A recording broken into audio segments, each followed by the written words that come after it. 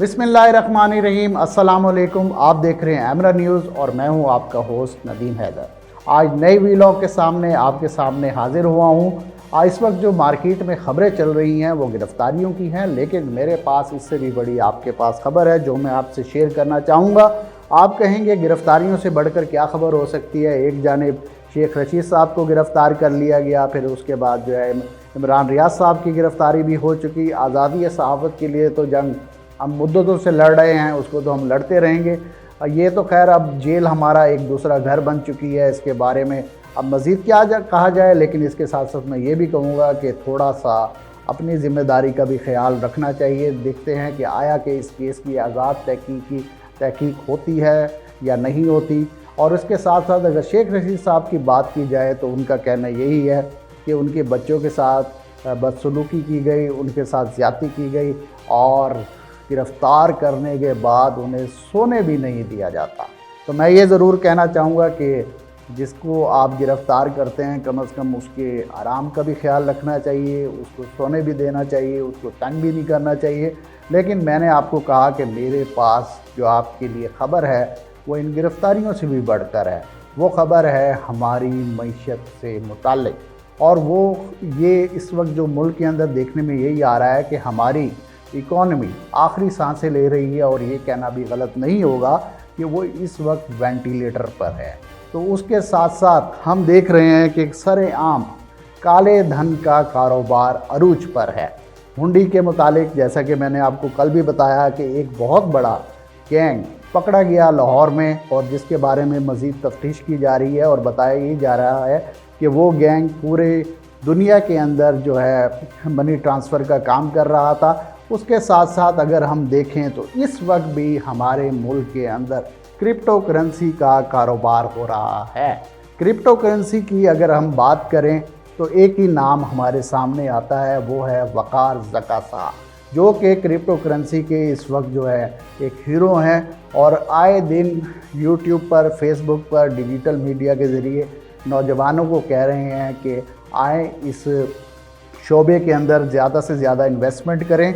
और अपनी वीडियोस के दौरान वो ये भी बताते हैं कि किस तरीके से वो ट्रेड कर रहे हैं और किस तरीके से इससे फ़ायदा उठाया जा सकता है। तो अगर हम एक तरफ रिज़र्व्स की बात कर रहे हैं और उसके साथ साथ इन दीगर शोबों के अंदर अगर हम तवज्जो नहीं दे रहे, और अगर हम कहते हैं कि पाकिस्तान के अंदर भी सरेआम खुल्लम खुला क्रिप्टो करेंसी का कारोबार होना चाहिए, तो फिर मुल्क से दौलत को एक जगह से दूसरी जगह पहुंचाना कोई मसला नहीं रह जाएगा। अब सवाल ये पैदा होता है कि पाकिस्तान के अंदर ना ये लीगल है ना ही इलीगल है, तो इसके साथ साथ तो सरेआम खुल्लम खुला ये कारोबार इतने अरूज पर कैसे पहुंच रहा है। तो इसका सिर्फ जवाब यही है कि अफसोस के साथ हम अभी तक कोई भी कानून साजी नहीं कर सके इसके मुतालिक कि आया कि जो शख्स ये कारोबार करता है तो उसका लीगल स्टेटस क्या है, उसकी कानूनी हैसियत क्या है। लेकिन अगर हम अपने पड़ोसियों को अगर देखें तो हमारे सामने साथ ही एक हमारा हमसाया मुल्क है चाइना। चाइना ने क्या किया कि क्रिप्टो करेंसी को मुकम्मल तौर पर बैन किया, और 70 से 80% माइनिंग जो क्रिप्टो करेंसी की हो रही थी वो चाइना में हो रही थी। जी, चाइना में। तो क्या चाइना को ऐसा खदशा हुआ कि उसने इस कारोबार को बंद कर दिया। लेकिन उसके साथ साथ मैं ये भी आपको बताना चाहूँगा कि कुछ ममालिक ऐसे भी हैं जहाँ पर अभी भी ये इस कारोबार को लीगल स्टेटस हासिल है, जैसा कि जापान के अंदर बाकायदा तौर पर जो इसकी माइनिंग भी हो रही है, और उसके साथ साथ जो एक्सचेंज हैं वो बाकायदा तौर पर रजिस्टर्ड हैं।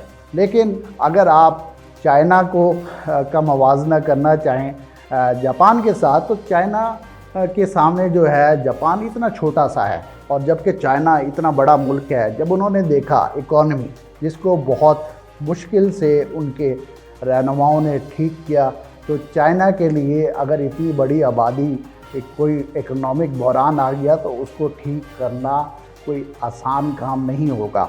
जबकि जापान के लिए कोई इतना बड़ा मसला नहीं है, उनकी टेक्नोलॉजी इस हद तक एडवांस है, और वो मुल्क इतना कोई बड़ा भी नहीं है। अगर वहाँ पर कोई इस तरह का कोई मसला पैदा होता है तो वो उसको निस्बतन बेहतर तरीके से हैंडल कर सकते हैं।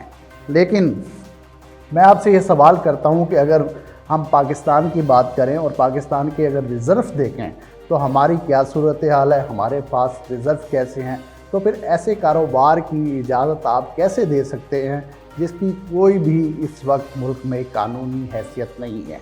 लोग झांसे में आ रहे हैं या उन्हें सब्ज़ बाग दिखाया जा रहा है, ये इसका फ़ैसला तो खैर आपने खुद करना है। लेकिन एक चीज़ मैं आपको ज़रूर कहना चाहूँगा कि जब भी आप कोई चीज़ करने जाते हैं या कोई कारोबार शुरू करने जाते हैं या फिर कोई नया काम शुरू करना चाहते हैं, तो सिर्फ एक चीज़ पर ध्यान दीजिएगा, वो है अथॉरिटी।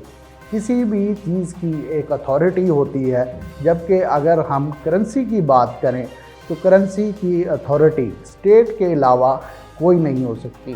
तो फिर क्या वजह है कि कोई एक ऐसी नई करेंसी मार्केट के अंदर मुतारिफ़ करा दी जाए कि जिसका ये पता नहीं है कि उसकी माइनिंग कहाँ से हो रही है, उसके पीछे कौन है, इसका मुस्तकबिल क्या होगा। लेकिन हम ये बातें तो कर रहे हैं, लेकिन इसमें जो कानूनी अगर कार्रवाई की बात की जाए तो कोई ऐसा हमें खातिर ख्वाह इक़दाम नज़र नहीं आ रहे कि इसकी कोई रोकथाम के लिए या फिर इसको कोई लीगल स्टेटस दे दिया जाए। लिहाजा जो लोग इसके अंदर इन्वेस्टमेंट कर रहे हैं उन्हें एक दफ़ा मैं फिर कहूँगा कि थोड़ा मोहतात रवैया रखिए, क्योंकि एक ना एक दिन इसने अपनी मंतकी अंजाम तक पहुँचना है और देखने में यही आ रहा है। और जो इकनॉमिक एक्सपर्ट्स हैं तो उनका यही कहना है कि इसका मुस्तकबिल कोई अच्छा नहीं होगा। दूसरी जानिब अगर हम देखें क्रिप्टो करेंसी किंग वक़ार ज़का साहब की अगर बात करें तो वो इस हद तक दावा करते हैं कि वो पूरे मुल्क का कर्ज़ा उतार सकते हैं। अगर उन्हें इजाज़त दे दी जाए, मुल्क के अंदर क्रिप्टो करेंसी को लीगल कर दिया जाए और सरेआम खुल्लम खुल्ला social media, digital, YouTube, Facebook, Twitter, इनके ज़रिए इस वक्त लोगों को तरगीब दे रहे हैं कि ज़्यादा से ज़्यादा वो इसमें इन्वेस्टमेंट करें। लेकिन जो अफराद इसके अंदर इन्वेस्टमेंट कर रहे हैं वो ज़रा सोच लीजिए कि कितने ममालिक इसको इल्लीगल करार दे चुके हैं और कितने ममालिक इसको बैन कर चुके हैं, और आने वाले दिनों में इसका मुस्तकबिल क्या होगा। क्योंकि गुज़िश्ता अगर हम चंद माह की बात करें तो क्रिप्टो करेंसी की मार्केट के अंदर एक बहुत बड़ा डिक्लाइन देखने में आ रहा है, लोगों के अरबों रुपए डूब भी चुके हैं। तो किसी ने क्या शायद सच ही कहा था कि जिस वक्त तक बेचारे लालची ज़िंदा हैं तो ठग भूखे नहीं मरते।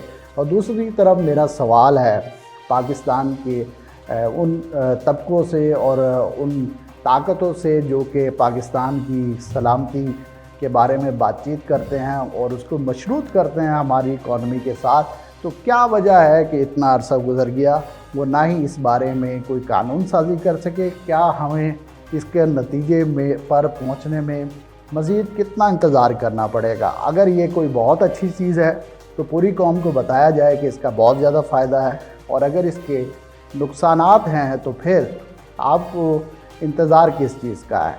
और थोड़ा सा ये भी बता दीजिए कि जो लोग ये दावा करते हैं कि हम इतने अरबों रुपए कमा रहे हैं, इतने हज़ारों डॉलर्स कमा रहे हैं, तो वो आया कि टैक्स कितना देते हैं और ये निज़ाम कब तक चलता रहेगा। अगर हमने इकॉनमी को अपनी ठीक करना है और अगर हमने कोई मुल्क के अंदर बेहतरी लेकर आनी है तो सबसे पहले हमने आवाम की सोच तब्दील करनी होगी। और ये मैं नहीं कह रहा कि चाइना के एक बहुत बड़े थिंक टैंक थे जिनको थिंग्स चोंग, उन्होंने क्या किया था, उनसे किसी अमेरिकन जर्नलिस्ट ने सवाल किया तो उन्होंने कहा कि अगर मैंने चाइना की इकॉनमी को ठीक करने के लिए जो सबसे पहले मैंने काम किया वो ये था कि मैंने लोगों की सोच तब्दील की।